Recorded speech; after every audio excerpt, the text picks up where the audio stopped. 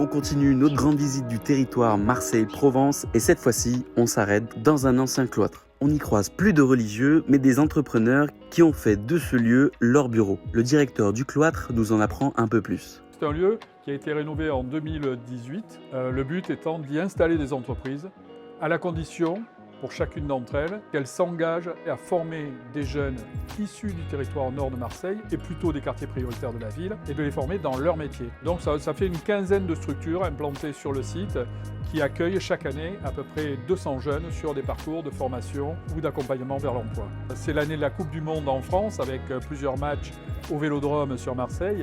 Donc on a décidé dès le mois de mars, nous, de s'engager dans cette dynamique. Et en septembre, évidemment, on a lancé l'ouverture de la Coupe du Monde avec un premier banquet sur des thématiques terroir, formation de jeunes et rugby. Ça a un intérêt pour la formation des jeunes qui se sont engagés sur la filière restauration, aussi bien au service qu'en cuisine, puisque ces jeunes se retrouvent dans un format original, dans l'organisation de ce banquet, dans le service de ce format banquet.